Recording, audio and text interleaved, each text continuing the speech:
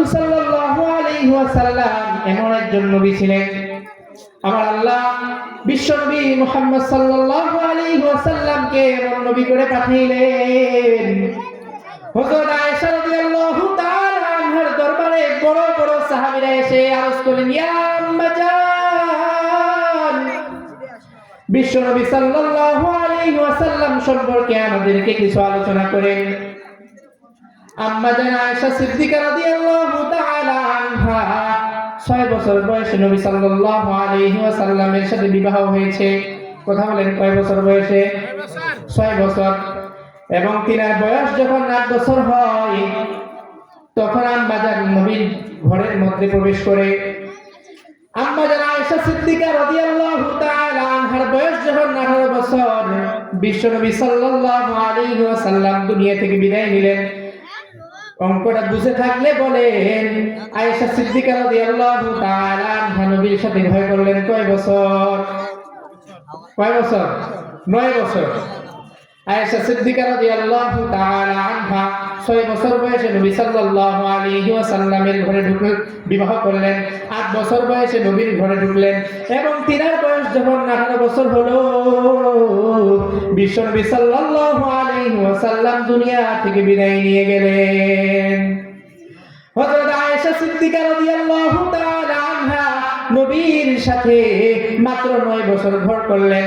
এই 9 বছর বয়সে হযরত আয়েশা সিদ্দিকা রাদিয়াল্লাহু তাআলা আনহা নবীর এত পরিমাণ বরকত পেলেন, এত বরকত পেলেন, তিনি 2000 এর বেশি হাদিস মুখস্থ করে ফেললেন। বলে সুবহানাল্লাহ। এটা হলো নবীর বরকত। হযরত আয়েশা সিদ্দিকা রাদিয়াল্লাহু তাআলা আনহা দরবারে তৎকালীন জামানার বড় বড় সাহাবায়ে কেরাম এসে আরজ করলেন, ইয়া আম্মা জান,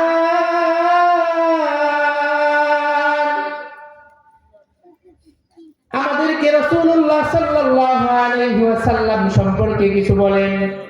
আম্মা জান আয়েশা সিদ্দিকা রাদিয়াল্লাহু তাআলা আনহা বলেন, আফাতাকরাউনাল কুরআন, এই সাহাবীরা আপনারা কি কোরআন পড়েন না? সাহাবারা সাথে সাথে উত্তর দিলেন, ক্বালু বালা, আমরা তো কোরআন পড়ি। এখন আয়েশা সিদ্দিকা রাদিয়াল্লাহু তাআলা আনহা আবার প্রশ্ন করলেন, কানা খুলুকুহুল কুরআন। বলে আল্লাহু আকবার। যে আমার নবীর আখলাক হচ্ছে কোরআন। এই কোরআন যদি পড়েন, এই কোরআনের মধ্যে যা পাবেন আমার নবীর আখলাক, এটা হচ্ছে কোরআন। বলে সুবহানাল্লাহ।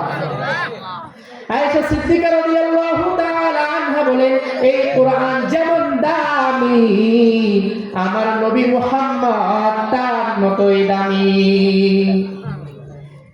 আল্লাহ রাব্বুল আলামিন এই কোরআনকে পাঠিয়েছেন। মুফাসসিরে কেরাম বলেন, আল্লাহ তাআলা দুনিয়ার মধ্যে কোরআন পাঠিয়েছেন কয় ধরনের? 2 ধরনের। কথা বলেন, কয় ধরনের? 2 ধরনের। আল্লাহ তাআলা দুনিয়ার মধ্যে কোরআন পাঠাইলেন 2 ধরনের।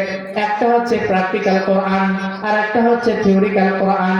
প্র্যাকটিক্যাল কোরআন যেটা, এটা হলো রবিউল আউয়াল মাসে বিদায় নিয়ে চলে গিয়েছে। এবং থিওরিক্যাল কোরআন যেটা, এটা আমাদের মাঝে এখনো আছে। প্র্যাকটিক্যাল কোরআন হলো বিশ্বনবী সাল্লাল্লাহু আলাইহি ওয়াসাল্লাম আমরা কিভাবে খাবো, আমরা কিভাবে চলবো, আমরা কিভাবে পোশাক পরব, আমরা কিভাবে নামাজ পড়ব, আমরা কিভাবে হজ করব, আমরা কিভাবে যাকাত দেব, আমরা কিভাবে জিহাদ করব, আমরা কিভাবে হোসনে আখলাক তৈরি করব, আমরা কিভাবে পরস্পরে লেনদেন করব, এটা হলো প্র্যাকটিক্যাল কোরআন। এই প্র্যাকটিক্যাল কোরআন হলো বিশ্বনবী, তিনি রবিউল আউয়াল মাসে বিদায় নিয়ে চলে গিয়েছে। এবং আল্লাহ রাব্বুল আলামিনের আরেকটি কোরআন, সেটা হলো থিওরিক্যাল কোরআন। এই কোরআনকে আল্লাহ রাব্বুল আলামিন কিয়ামত পর্যন্ত রাখবে। আল্লাহ রাব্বুল আলামিন বলেন, আমি কোরআনকে যেরকম ভাবে হেফাজত করব, ঠিক তেমনি ভাবে আমি মুহাম্মদকে হেফাজত করব। ওয়াল্লাহু ইয়াসিমুকা মিনান নাস, আমার নবীর কোনো গুনাহ নাই, আমার নবী হলো মাসুম। আমার কোরআনের দিকে তাকাইলে যেমন সওয়াব, বিশ্বনবী মুহাম্মদ সাল্লাল্লাহু আলাইহি ওয়াসাল্লামের চেহারার দিকে তাকাইলেই আমার আল্লাহ তার আমলনামার মধ্যে সওয়াব দিয়ে দিবে। এটা হলো বিশ্বনবীর আখলাক। আয়েশা সিদ্দিকা রাদিয়াল্লাহু তাআলা আনহা বলেন, আফাতাকরাউনাল কুরআন, আপনারা কি কোরআন পড়েন নাই? সাহাবায়ে কেরাম বললেন, ক্বালু বালা। এরপরে আয়েশা সিদ্দিকা রাদিয়াল্লাহু তাআলা আনহা বলেন, কানা খুলুকুল কুরআন, এই কোরআনই হচ্ছে আমার নবীর আখলাক। আমার নবীর চেহারা এত সুন্দর, এত সুন্দর, আমার নবীর চেহারার মধ্যে এত পরিমাণ আলো। আয়েশা সিদ্দিকা রাদিয়াল্লাহু তাআলা আনহা বলেন, একদিন এশারের নামাজ আদায় করার পরে আমি ঘরের মধ্যে ঢুকলাম, সুই সুতা নিয়ে একটা কাজ করতেছিলাম। হঠাৎ করে বাতির তেল শেষ হয়ে গেল, পুরা ঘর অন্ধকার, আমার হাত থেকে সুইটা পড়ে গেল। আয়েশা সিদ্দিকা রাদিয়াল্লাহু তাআলা আনহা বলেন, আমি সুইটা খুঁজতে থাকলাম কিন্তু সুইটা পাইলাম না। এমন সময় মায়ের নবী, দয়ার নবী ঘরের মধ্যে প্রবেশ করলেন। সাথে সাথে আমার ঘরটা আলোকিত হয়ে গেল। আমি আয়েশা এই নবীর আলোয় সুইটা দেখতে পেলাম ঘরের কর্নার খাটের নিচে পড়ে রয়েছে। আমার দয়ার নবীর চেহারা তো মায়াবী চেহারা, এত সুন্দর আমার নবী, আমার নবীর আলোয় আমার পুরা ঘরটা আলোকিত হয়ে গেল। সাহাবায়ে কেরাম বলেন, আমরা একবার আর রাত্রিবেলা আসমানের দিকে তাকাইলাম, চাঁদের দিকে। আমরা আসমানের দিকে তাকাইয়া নজর দিলাম, ওই চাঁদের মধ্যে যে আলো রাসূলুল্লাহ সাল্লাল্লাহু আলাইহি ওয়াসাল্লামের চেহারার মধ্যে তার থেকে বেশি আলো। ইমামুল আউয়ালিনাল আখিরিন বাহরে সাদকা রাহমাতাল লিল আলামিন সাইয়্যিদুল কাউনাইন খাতমুল মুরসালিন আখিরা মদবুদ ফখরুল আউয়ালিন। আমাদের আলোচনার বিষয় ছিল নবী দুনিয়ার মধ্যে আসলেন, কি নিয়ে আসলেন, এবং দুনিয়ার মধ্যে থাকলেন, কি দেখে গেলেন। কি ভুলে গেছেন নাকি? আল্লাহ রাসূল সাল্লাল্লাহু আলাইহি ওয়াসাল্লাম দুনিয়ার মধ্যে কি নিয়ে আসলেন? আল্লাহ রাসূল সাল্লাল্লাহু আলাইহি ওয়াসাল্লাম দুনিয়ার মধ্যে উত্তম আদর্শ নিয়ে আসলেন। লাকাদ কানা লাকুম ফি রাসূলিল্লাহি উসওয়াতুন হাসানা, উত্তম আদর্শ নিয়ে দুনিয়ার মধ্যে আসলেন এবং তিনি রেখে গেলেন দুইটা জিনিস। কয়টা? কথা বলেন, কয়টা? দুইটা। একটা হলো কোরআন আর একটা হলো কি? রাসূলের সুন্নাত। আল্লাহ রাসূল সাল্লাল্লাহু আলাইহি ওয়াসাল্লাম বললেন, আমি তোমাদের মধ্যে দুইটা জিনিস রেখে যাচ্ছি, একটা হলো কোরআন আর একটা হলো সুন্নাত। আল্লাহ রাসূল সাল্লাল্লাহু আলাইহি ওয়াসাল্লাম কোরআনের সাথে হাদিস বলেন নাই।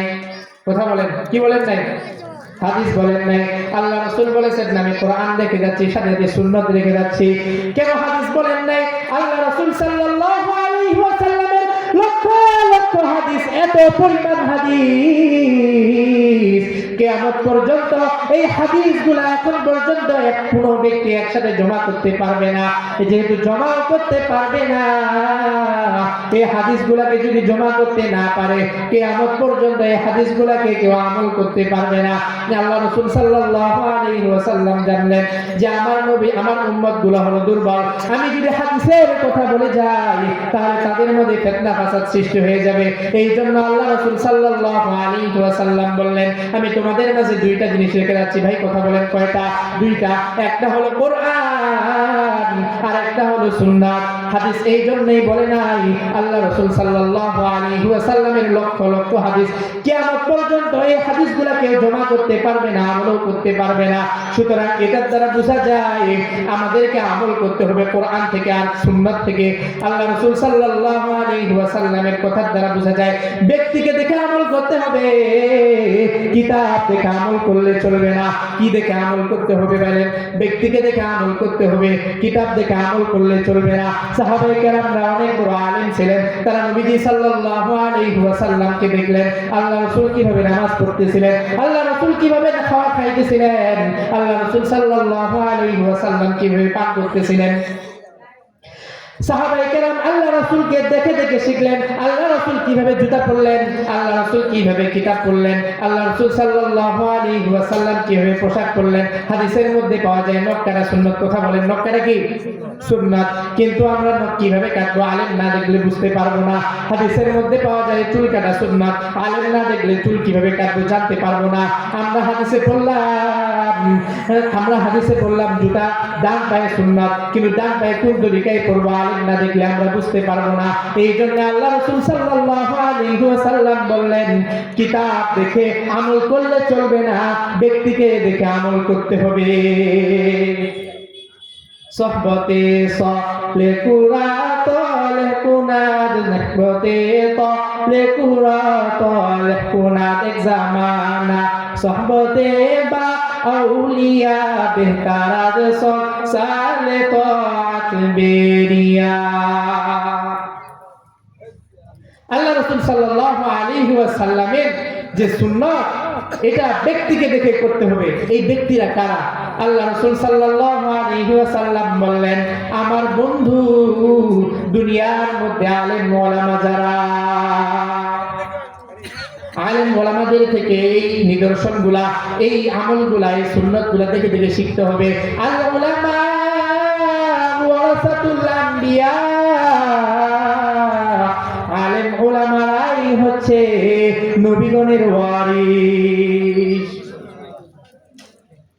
মুহতারাম ভাই, গভীর মনোযোগ দিয়ে শুনবেন। আল্লাহ রাসূল সাল্লাল্লাহু আলাইহি ওয়াসাল্লামকে আল্লাহ তাআলা এমন সময় দুনিয়ার মধ্যে প্রেরণ করলেন, কয়টা জিনিস দিয়া? দুইটা জিনিস দিয়ে আল্লাহ রাসূল সাল্লাল্লাহু আলাইহি ওয়াসাল্লামকে আল্লাহ রাব্বুল আলামিন দুনিয়ার মধ্যে প্রেরণ করলেন। একটা হলো কোরআন। মক্কা নগরীতে এমন সময় আল্লাহ রাসূলকে প্রেরণ করলেন যখন বিবাহ শাদীর কোনো বালাই ছিল না, বাইতুল্লাহর মধ্যে মূর্তি পূজা চলতো, দিন ধর্মের কোনো বালাই ছিল না, চতুর্দিকে শত্রুরায় ঘেরা, শত্রুদের ঘেরা। এমন সময় আল্লাহ রাব্বুল আলামিন নবী মুহাম্মদকে দুনিয়ার মধ্যে প্রেরণ করলেন এমন একটা প্রেসক্রিপশন দিয়ে। ওই সময় ওই প্রেসক্রিপশন গ্রহণ করে যেই সমস্ত কাফেররা ঔষধ নিয়েছে, তারা ওই সময় স্বর্ণের মানুষে পরিণত হয়ে গিয়েছে। সাথে সাথে আল্লাহ রাব্বুল আলামিন জানিয়ে দিলেন, মুহাম্মদ, হে আমার বন্ধু, আপনি বলে দেন আমি তাদের জন্য দুনিয়ার মধ্যে জান্নাতের ফয়সালা করে দিলাম। এই নবীর আদর্শকে হযরত আবু বকর সিদ্দিক রাদিয়াল্লাহু তাআলা আনহু গ্রহণ করলেন। এই আবু বকর নবীর আদর্শ গ্রহণ করার কারণে এত পরিমাণ দামি হয়ে গেলেন। আল্লাহ রাসূল সাল্লাল্লাহু আলাইহি ওয়াসাল্লাম বলেন, এই আবু বকরের সমস্ত আমলনামা যদি এক পাল্লায় রাখা হয় এবং আমার দুনিয়ার সমস্ত উম্মতের আমলনামা যদি এক পাল্লায় রাখা হয়, আবু বকরের আমলনামাই ভারী হয়ে যাবে। সুবহানাল্লাহ বলেন। আবু বকর সিদ্দিক রাদিয়াল্লাহু তাআলা আনহু নবীর আদর্শ মেনে এত দামি হয়ে গেলেন। আল্লাহ নবী সাল্লাল্লাহু আলাইহি ওয়াসাল্লাম বললেন, একবার রাসূলুল্লাহ সাল্লাল্লাহু আলাইহি ওয়াসাল্লাম দান করার জন্য সাহাবীদের মাঝে ঘোষণা করলেন, কে কে নিয়ে আছে দান করো জিহাদের জন্য। হযরত ওমর ফারুক সিদ্দিক রাদিয়াল্লাহু তাআলা আনহু বললেন, আমি এত পরিমাণ দান করব, এত পরিমাণ দান করব, এক নাম্বার হয়ে বিশ্বনবীর দোয়াটা আমি ঘরের মধ্যে নিয়ে যাব। আবু বকর সিদ্দিক রাদিয়াল্লাহু তাআলা আনহু দান করলেন, হযরত ওসমান রাদিয়াল্লাহু তাআলা আনহু দান করলেন, হযরত আলী রাদিয়াল্লাহু তাআলা আনহু দান করলেন। সকলেই দান করার পরে হযরত মুহাম্মদ সাল্লাল্লাহু আলাইহি ওয়াসাল্লাম যখন বলতেছেন, আলী তুমি কি দান করেছো? আলী বললেন, আমি অমুক অমুক দান করেছি। এরপরে ওসমান রাদিয়াল্লাহু তাআলা আনহুকে বললেন, ওসমান তুমি কি দান করেছো? ওসমান রাদিয়াল্লাহু তাআলা আনহু বললেন, আমি অমুক অমুক দান করেছি। হযরত ওমর রাদিয়াল্লাহু তাআলা আনহুকে বললেন, তুমি কি দান করেছো? ওমর রাদিয়াল্লাহু তাআলা আনহু বললেন, আমি অর্ধেক দান করেছি, অর্ধেক ঘরের মধ্যে রাখছি। এখন হযরত আবু বকর সিদ্দিক রাদিয়াল্লাহু তাআলা আনহুকে বললেন, ও আবু বকর তুমি কি দান করেছো? আবু বকর সিদ্দিক রাদিয়াল্লাহু তাআলা আনহু বলেন, ও দয়াল নবী, আমার কাছে তো তেমন কিছু নাই, আমার ঘরের মধ্যে যা ছিল আমি ঝাড়ু দিয়ে নিয়ে এসে আপনার দরবারে হাজির করেছি। এখন আমার ঘরে একমাত্র আমার রাসূল এবং আমার আল্লাহ ছাড়া কেউ নাই। হযরত ওমরের তো মাথা নত হয়ে গেল।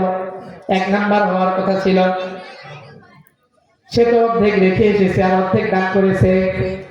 কিন্তু আবু বকর কি করলো? ঘরের মধ্যে যা ছিল সব নিয়ে এসে আল্লাহ রাসূলের দরবারে হাজির করলো। আবু বকর এক নাম্বার হয়ে গেল। রাসূলুল্লাহ সাল্লাল্লাহু আলাইহি ওয়াসাল্লাম খুতবা, মজলিস ঠান্ডা হয়ে গেল। আল্লাহ রাসূল সাল্লাল্লাহু আলাইহি ওয়াসাল্লাম বলতেছে, কি ব্যাপার? সাথে সাথে জিবরাইল আলাইহিস সালাম হাজির হলেন এবং বললেন, বিশ্বনবী আপনাকে আল্লাহ রাব্বুল আলামিন সালাম জানিয়েছেন। প্রতিদিন আপনাকে আল্লাহ রাব্বুল আলামিন সালাম দেন, কিন্তু আজকে আল্লাহ রাব্বুল আলামিন একটা স্পেশাল সালাম জানিয়েছেন। সাথে সাথে আবু বকরকে আল্লাহ রাব্বুল আলামিন সালাম জানিয়েছেন। বলি সুবহানাল্লাহ। আল্লাহ রাব্বুল আলামিন জানতে চান আবু বকর এই সালাম পাওয়ার পরে তার মনে কি হালত। হযরত মুহাম্মদ সাল্লাল্লাহু আলাইহি ওয়াসাল্লাম এখন বললেন, আবু বকর আপনার কি হালত? আবু বকর এখন কান্না বলতে লাগলেন, হে দয়ার মালিক,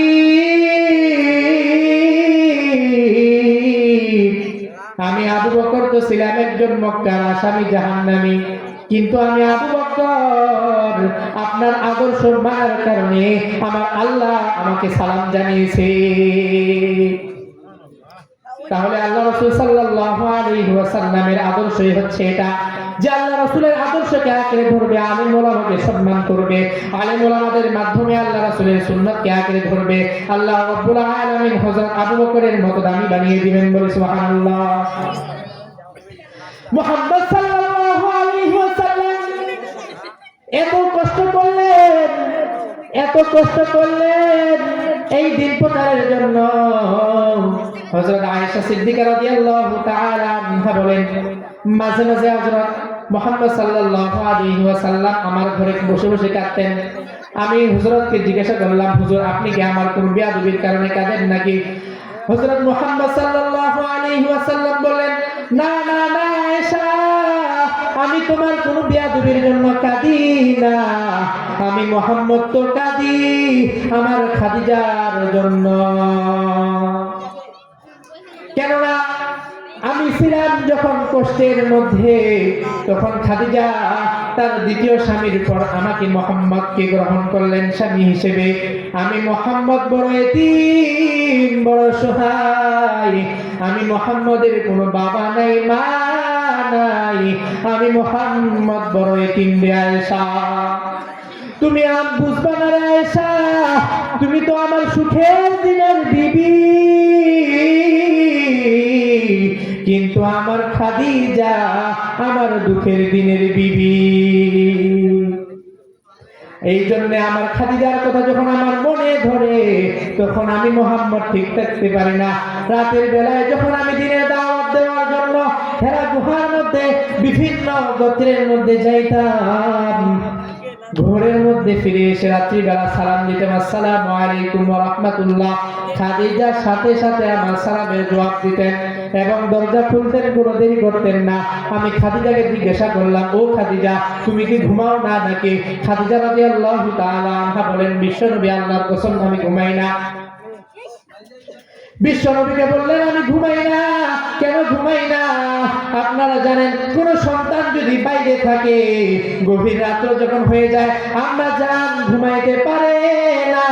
সন্তান আমার কোথায় গেল, কোথায় গেল, আয় যতক্ষণ পর্যন্ত সন্তান ঘরের মধ্যে আসে না মারা কিন্তু ঘুমাইতে পারে না। একটু যদি দেরি হয়ে যায় সাথে সাথে ফোনটা বের করে ফোন দেয়, বাবা কোথায় তুমি, তাড়াতাড়ি ঘরের মধ্যে আসো।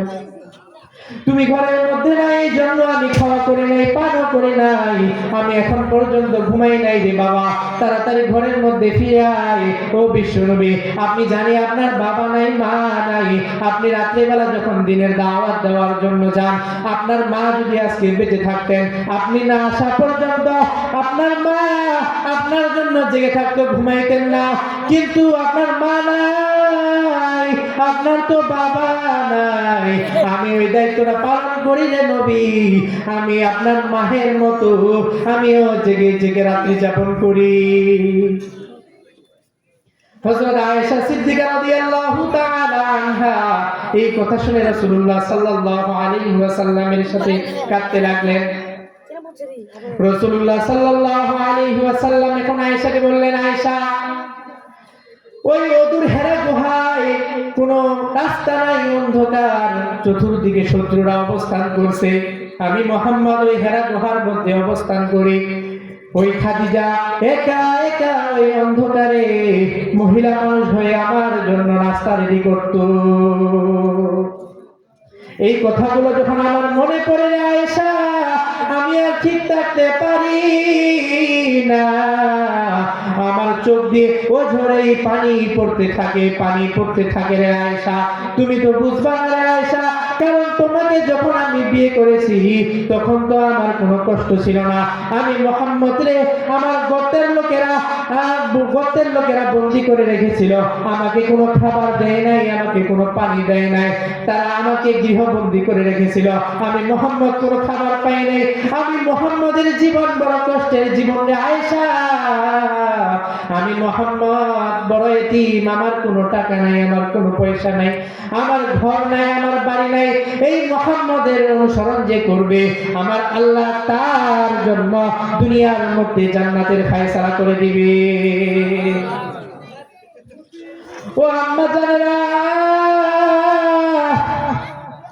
আপনারা তো খাদিজার মতো খাদিজা নন, আপনারা তো খাদিজা নন রে আম্মা, আপনারা খাদিজা নন, কিন্তু খাদিজার মতো তো একজন আপনারা নারী, কথা বলেন, আপনারা খাদিজা হতে পারেন নাই, তবে আল্লাহ রাব্বুল আলামিন আপনাদেরকে খাদিজার মতো একজন নারী হিসেবে বানিয়েছেন। কোথায় আপনাদের স্বামীর খেদমত? আপনারা তো স্বামীর খেদমত করেন না, অথচ খাদিজা রাদিয়াল্লাহু তাআলা আনহাকে দেখেন, অদূর হেরা গুহায় কষ্ট করে রাসূলুল্লাহ সাল্লাল্লাহু আলাইহি ওয়াসাল্লামের জন্য কষ্ট করে শত্রুদের পরোয়া না করে খাবার নিয়ে গেলেন। কিন্তু আপনারা তো আপনাদের স্বামীর খেদমত করেন না, আপনারা আপনাদের স্বামী জানে একমাত্র কামাই করে কিভাবে আপনাদের মনের আশা পূরণ করে, রাত দিন কষ্ট করে আপনাদের জন্য কামাই রোজগার করে, যখন আপনাদের মনের আশাগুলো পূরণ করে, নিজের কাছে টাকা না থাকলে আপনাদেরকে বুঝতে দেয় না আমার কাছে টাকা নাই, বন্ধুর কাছে ঋণ মাহাজন করে আপনাদের মনের আশা পূরণ করে আপনাদের জন্য নিয়ে আসে। কিন্তু আপনাদের তো উচিত ছিল 5 ওয়াক্ত নামাজ পড়ে স্বামীর জন্য দোয়া করা, হে আল্লাহ আমার স্বামী আমাদের জন্য, আমার সন্তানের জন্য সারাদিন রাত্র বাইরে অনেক পরিশ্রম করে রে মালিক, হায় আল্লাহ আমার স্বামীকে আপনি হেফাজত করেন, আমার স্বামীর সমস্ত বালা মুসিবত আপনি দূর করে দেন। 5 ওয়াক্ত নামাজ পড়ে আপনাদের তো এটা উচিত ছিল আপনাদের স্বামীর জন্য দোয়া করা। যদি আপনারা আপনাদের স্বামীর জন্য এইভাবে দোয়া করতেন, তাহলে আপনাদের ঘরটা আজকে দুনিয়ার মধ্যে জান্নাতে পরিপূর্ণ হয়ে যেত। আর কতদিন স্বামীর টাকায় ফুর্তি করবারে মা, যেদিন আজরাইল ডাক দিবে আর পালানোর কোনো সময় থাকবে না, পালানোর কোনো রাস্তা থাকবে না, আপনার সন্তানরা মা মা করে ডাক দিবে, আপনাদের গলার মধ্যে কোনো আওয়াজ থাকবে না, জবান বন্ধ হয়ে যাবে। আজকে স্বামীর টাকায় ফুর্তি করতেছেন, একদিন যখন স্বামীর টাকা শেষ হয়ে যাবে, আপনার হায়াত শেষ হয়ে যাবে, নেক সন্তান যখন পালন করতে পারবেন না, নেক শিক্ষা যখন সন্তানকে দিতে পারবেন না রে আম্মা, তখন ওই সন্তান আপনাকেই বলবে, আর মা বলে পরিচয় দিবে না, বলবে লাশটাকে এখন সাদা কাপড় পরাইয়া দেন। কথা বলেন, সর্বপ্রথম ওই মা নামের যে পরিচয়টা আপনার মধ্যে ছিল, এই পরিচয়টা দূর হয়ে যাবে। ও পর্দার আড়ালের মা, এখনো সময় আছে, স্বামীর খেদমত করেন, স্বামীর জন্য 5 ওয়াক্ত নামাজ পড়েন, স্বামীর জন্য দোয়া করেন।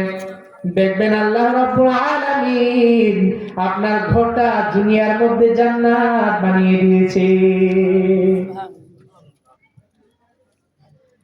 একদিন যখন আপনি চলে যাবেন, আপনার বাচ্চাগুলা মা মা করে চতুর্দিকে ডাকবে,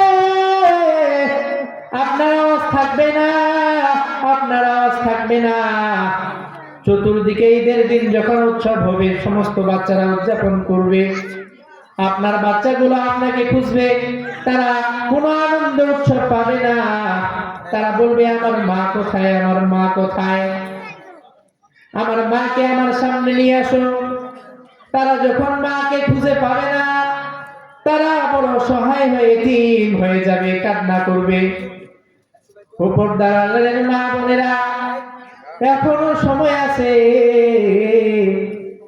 নবীর আখলাক, খাদিজা রাদিয়াল্লাহু তাআলা আখলাক নিজের মধ্যে তৈরি করো।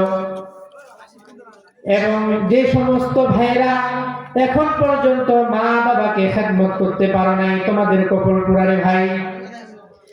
এখনো যাদের মা বাবা বেঁচে আছে, সময় থাকতে তাদের সেবা যত্ন করো। আল্লাহ রাব্বুল আলামিন বলেন, রাসূলুল্লাহ সাল্লাল্লাহু আলাইহি ওয়াসাল্লামকে পাঠিয়েছেন একটা বার্তা দিয়ে, একটা মেসেজ দিয়ে, যে মা বাবার পায়ের নিচে সন্তানের বেহেশত। যে মা বাবার সাথে আজকে খারাপ ব্যবহার করছো রে ভাই, এখনো সময় আছে। ওই মা বাবার কাছে গিয়ে মাফ চেয়ে বলো, মা আর কতদিন বাঁচবো কি বাঁচবো না, অনেক ভুল করে ফেলেছি রে মা, দয়া করে মেহেরবানি করে আমাকে মাফ করে দেন। ও ভাই, ওই মা যদি আপনাকে মাফ করে দেয়, ওই মা যদি আপনাকে দোয়া করে দেয়, আল্লাহর কসম করে বলতেছি, ওই দোয়া আরশে আজিম পর্যন্ত চলে যাবে। এখনো সময় আছে, পিতা মাতার হক আদায় করো। এখনো সময় আছে, মা বাবাকে সম্মান করো। ওই মা যখন থাকবে না, ওই বাবা যখন থাকবে না, যার বাবা নাই সে জানে বাবা হারা কি কষ্ট। বাবা যদি অসুস্থ হয়েও পড়ে থাকে, তারপরেও দুনিয়ার মধ্যে মনে হবে বাবা দুনিয়ার মধ্যে বেঁচে আছে, একটা বট গাছ আছে আমাদের মাঝে, এখনো ছায়া দিতেছে। ওই বাবা যদি না থাকে, তাহলে যাদের বাবা নাই তারা বুঝে বাবা হারানো যে কত যন্ত্রণা। এখনো সময় আছে ভাই, বাবাকে সম্মান করো, পিতা মাতার হক আদায় করো, পিতা মাতাকে খেদমত করো। যদি ওই পিতা মাতা তোমার দ্বারা পরিমাণ একটা কষ্ট পায়, আল্লাহ রাব্বুল আলামিন বলেন, এর হিসাব তোমাকে কবরের মধ্যে দিতে হবে। বাবা মাকে কষ্ট দিয়ে কখনো জান্নাত তুমি পাইবা না। যখন তুমি মৃত্যুবরণ করবা, কবর তোমাকে এমন ভাবে চাপ দিবে, মনে হবে এই পাজর গুলা, দুই পাশের পাজর গুলা এমন ভাবে আঁকড়ে ধরবে, এই যে আমি হাতটা দুইটা এমন ভাবে মিলাইলাম, এক পাশের পাজর আরেক পাশের পাজরের সাথে মিলে যাবে। কবর থেকে আযাব শুরু হয়ে যাবে। পিতা মাতার হক অনেক বড় একটা হক, এই হক থেকে যদি বঞ্চিত হয়ে যাও রে ভাই, কাল কিয়ামতের ময়দানে কোনো নিস্তার পাবে না। কাল কিয়ামতের ময়দানে যখন আল্লাহ রাব্বুল আলামিন ফেরেশতাদেরকে আদেশ করবেন যে তাকে তোমরা শাস্তি দিতে থাকো, যে ফেরেশতারা তোমাদেরকে শাস্তি দিবে, কানগুলো তাদের বন্ধ হয়ে যাবে, চোখগুলো বন্ধ হয়ে যাবে, তাদের আকল থাকবে না। আল্লাহ রাব্বুল আলামিন তাদেরকে একটাই জিনিস শিক্ষা দিবেন, সেটা হলো মারতে থাকো, মারতে থাকো, আযাব দিতে থাকো। তোমার কি অবস্থা হচ্ছে? তোমার কি অবস্থা? তুমি কি আহত হচ্ছ না আবার কষ্টের মধ্যে লিপ্ত হচ্ছ, ওই ফেরেশতাগুলো এটা লক্ষ্য করবে না। কারণ আল্লাহ রাব্বুল আলামিন তাদের চোখগুলো বন্ধ করে দিবে, তাদের কান বন্ধ করে দিবে, তোমার চিৎকার তারা শুনতে পাবে না। তোমরা যে কষ্টের মধ্যে থাকবা ওই ফেরেশতাগুলো দেখতে পাবে না। তাদের আকলের মধ্যে, তাদের বিবেকের মধ্যে আল্লাহ রাব্বুল আলামিন শুধু একটা জিনিসই দিয়েছেন, সেটা হচ্ছে আযাব, শাস্তি দিতে থাকো, শাস্তি দিতে থাকো। ও প্রিয় ভাইরা, আপনাদেরকে বলতেছি, কবরে যাওয়ার আগে কবরের সামানা তৈয়ার করে নাও। যখন কাল কিয়ামতের ময়দানে এই দুনিয়ার মাহফিলের মধ্যে, এই দুনিয়ার মাহফিলের মতো এমন একটা মাহফিল কায়েম করা হবে, ওই মাহফিলের মতো দুনিয়ার মাহফিলের মধ্যে যেমন একটা সভাপতি থাকে, কাল কিয়ামতের ময়দানে এরকম একটা মাহফিল প্রতিষ্ঠিত করা হবে। ওই মাহফিলের মধ্যে বিশেষ বক্তা থাকবে, প্রধান বক্তা থাকবে এবং একজন সভাপতি থাকবে। বলি সুবহানাল্লাহ। বিশেষ বক্তার দাওয়াত দেওয়া হবে হযরত দাউদ আলাইহিস সালামকে এবং প্রধান বক্তা থাকবে বিশ্বনবী হযরত মুহাম্মদ সাল্লাল্লাহু আলাইহি ওয়াসাল্লাম এবং ওই মাহফিলের সভাপতিত্ব করবেন আমার রব রব্বুল আলামিন। যখন জান্নাতীরা জান্নাতের মধ্যে চলে যাবে,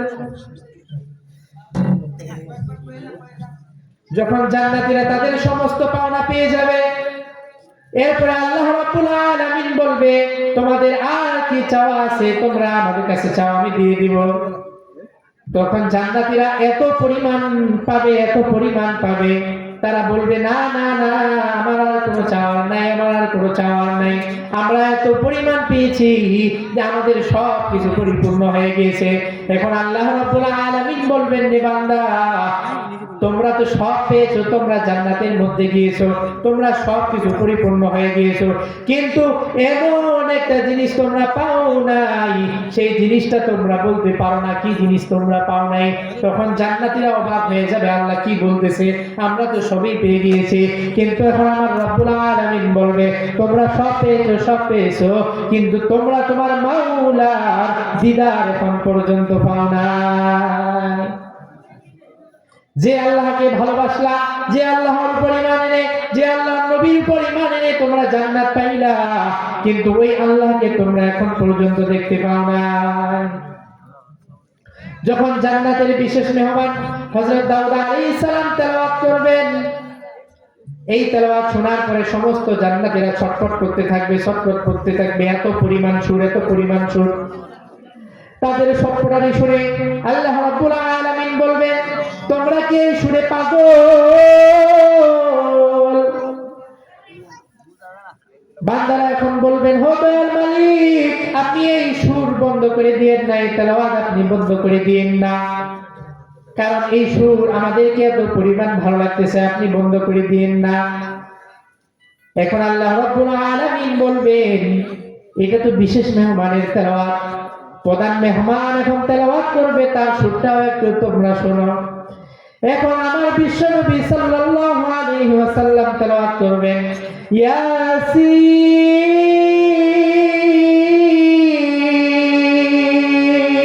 আল্লাহু আকবার, ওয়াল কুরআনিল হাকীম, ইয়াসিন ওয়াল কুরআনিল হাকীম। মানুষরা, বান্দারা আরো পাগলা হয়ে যাবে, জান্নাতের নবীর সুরে শুনে পাগলা হয়ে যাবে। আল্লাহ রাব্বুল আলামিন রাসূলের তেলাওয়াত কিছুক্ষণ চালু রাখার পরে এখন আল্লাহ রাব্বুল আলামিন ওই তেলাওয়াত বন্ধ করে দিবে। তেলাওয়াত বন্ধ করে দেওয়ার পরে জান্নাতীরা এখন পাগল পারা হয়ে যাবে, বলবে, ও দয়ার মালিক, আপনি তেলাওয়াত বন্ধ করে দিয়েন না, আপনি তেলাওয়াত বন্ধ করে দিয়েন না, অনেক সুন্দর তেলাওয়াত। এখন আল্লাহ তাআলা বলবে, এটা তো ছিল প্রধান বক্তার তেলাওয়াত, তোমরা এখন সভাপতির তেলাওয়াত শুনবা। এখন আল্লাহ রাব্বুল আলামিন ওই আরশের পর্দা ফেলে দিয়ে সরাসরি বান্দাদের সামনে এসে বলবে, আমরা পড়তাম আর রহমান আল্লামাল কুরআন, তখন আল্লাহ রাব্বুল আলামিন নিজে তেলাওয়াত করবে, আনার রহমান, আমি হলাম রহমান, আল্লামনাল কুরআন। জান্নাতীরা পাগলা হয়ে যাবে, জান্নাতীরা পাগলা হয়ে যাবে। ও প্রিয় ভাইরা, আপনাদের পায়ে হাত ধরে বলে, মা বাবার খেদমত করো, গুনাহ ছেড়ে দাও, দুনিয়ার লেনদেনের মধ্যে নেক লেনদেন শুরু করে দাও, পিতামাতার হক আদায় করো, গুনাহ ছেড়ে দাও। আল্লাহ রাব্বুল আলামিন আপনাদেরকে জান্নাত দিয়ে দিবে। সকলে তৈরি আছে তো? হাত উঁচু করে বলি, সকলে গুনাহ ছাড়বো তো ইনশাআল্লাহ। আল্লাহ রাব্বুল আলামিন আমাদের সবাইকে গুনাহ ছাড়ার তৌফিক দান করুন। সকলেই বলে আল্লাহুম্মা আমিন। আল্লাহ রাব্বুল আলামিন আমাদের সবাইকে গুনাহ ছেড়ে নেক কাজ বেশি বেশি করার এবং পিতামাতার হক আদায় করার তৌফিক দান করুন। ওয়া আখিরু দাওয়ানা আলহামদুলিল্লাহি রাব্বিল আলামিন। আসসালামু আলাইকুম।